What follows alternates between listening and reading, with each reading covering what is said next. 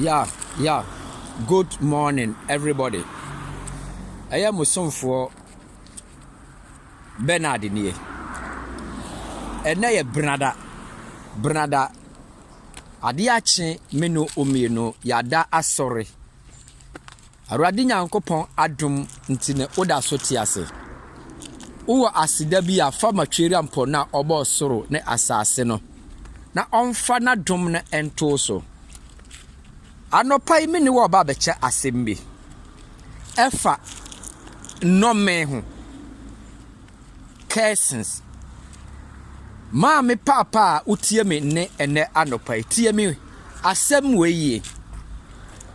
Ensem mienu fua na maka bom. Wo ba kwamba ne yeso no otete no. Ntete yegu mienu. Ye wo kwana ye faso a ye tete ba. Woto aboa akokɔ a wonim se akokɔ wo bekunu awe. Nti akokɔ ye yere no ye ntete akokɔ. Ba wo ba oba benyini amamfaso de abawo ne so. Enti ye tete ba. Ye nyane ba. Ba wiase a ye wo nipa bebre eye de ba. Enti ba ne be ye nome eto omoso. Eye generation asenne meka no. No na ana papa no a ono obewo ne ba no. Ye yene no. Nti ono se ne ba obeworo no obeyene no. Ontete no. Ene maya aba. Meka asisu akire mranti a waba. Wo kwa ware mawani na ho.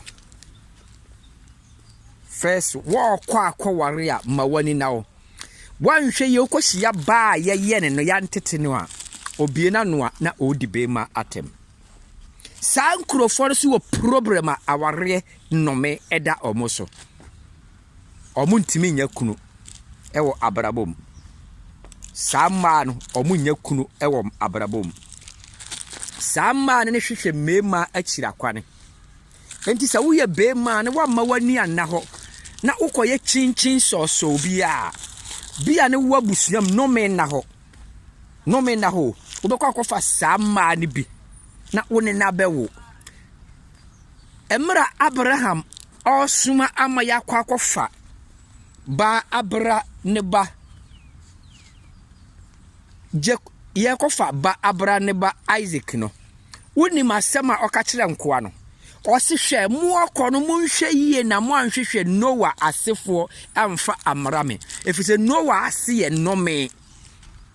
Wasne Noah adikare adome ne ba. Maame abrabo aye bo bebre no bebre ye. Nipa binim aye ne omonam. Nome no a efiri omoso no na aba bekanti Abraham hu ye no. Abraham say ne nkoa ne nkofa Noah asini emra neba Isaac because Noah adome neba. Maame papa wo tie me. Nipa bebre wo asase weso a enam tete ya yere tete omu wo fie nti no. Amanfo ano kasa be ye nome da omu abrabo so. Me kasa kire wo ne wo ya brante wo kwa akware ba ana wo ye ba wo kware brante ya mawani na wo. Ba de obie na no a osi be ma kwasea. Ba obie na no a odi be ma atem. Se odi bi ba upa no matter how send your tie biara be ma enam be ma so ne ba wiase. Nti ba se be ma te se akora mono na ukasa tia na no me da wabrabo so. Aya na manfo tinka nsem bi se o ba ne sombo nyankopon odome wia Adam ne Eve no di masem o ka kire no. Wose wo bekwa akobre na odi abeye adwuma ahwe ba. Enti no matter how bema bia wo ba bema wawo no. Wo de to wonge. Wo kaseti ana wo benya nome. Minima busua bia nome da beso wo awarem. Sa busua no eti aburochire nso omo pri mema wo Ghana na omo akoware omo. Me ka kire mo ne. Abusua ne pri mema omo wo Ghana. Koso aware abomo enam omo anu nkasa respect ya omo ni omo bia no na omo se kwase ya Omo bi omo no omo odi mema atem. Nti awurade Nyankopon curse that family no. Nti se wote Ghana wo ya abrante.